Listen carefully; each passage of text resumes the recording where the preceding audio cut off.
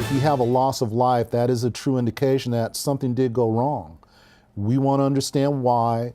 We don't want these things to happen again.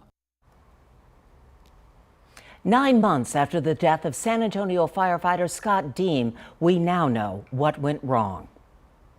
Chief Hood calls the events of that night last year a perfect storm from which his firefighters simply could not recover. Good evening, I'm Jeff Brady. And I'm Deborah Knapp. A new report on how the firefighters handled the strip mall inferno shows some major mistakes, which the chief himself calls painful but important.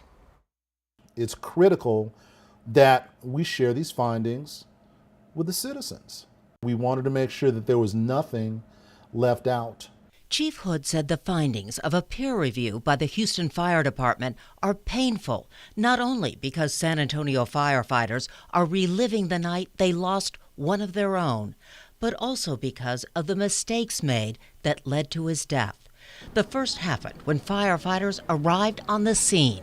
When they opened those doors, there was dark, heavy smoke coming out.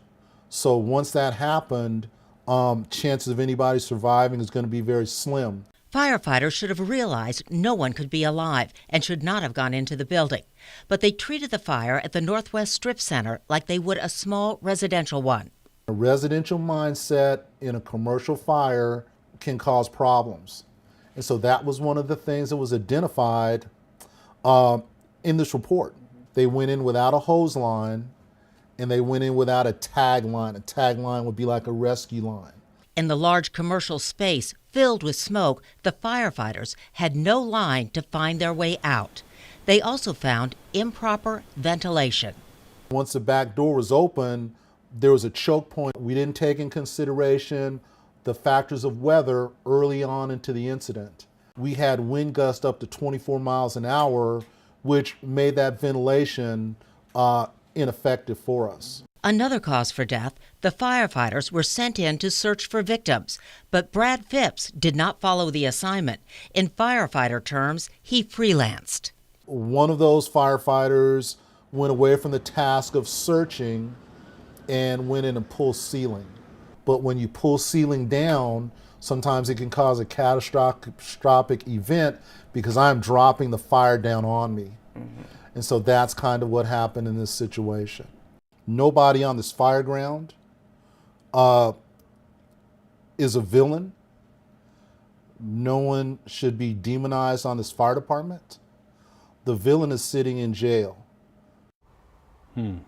Well, the official report comes out tomorrow, and Chief Hood told me he wants to make that report public and transparent, which is why he sat down with us today. And Deborah, you told me earlier that Chief Hood first shared the results of this report with Brad Phipps and Scott Deem's widow. Yes, he did that yesterday. And the firefighters have already started taking action to correct several of these issues, and they plan to take future action, including repurposing an old warehouse to train firefighters to fight commercial fires, and they're going to name it after Scott Deem.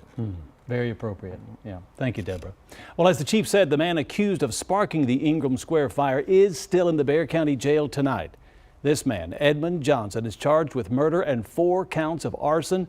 Johnson owned a gym in that shopping center. An arrest warrant says he intentionally set it on fire as a desperate attempt to get out of his lease. His bond is set at $1.6 million.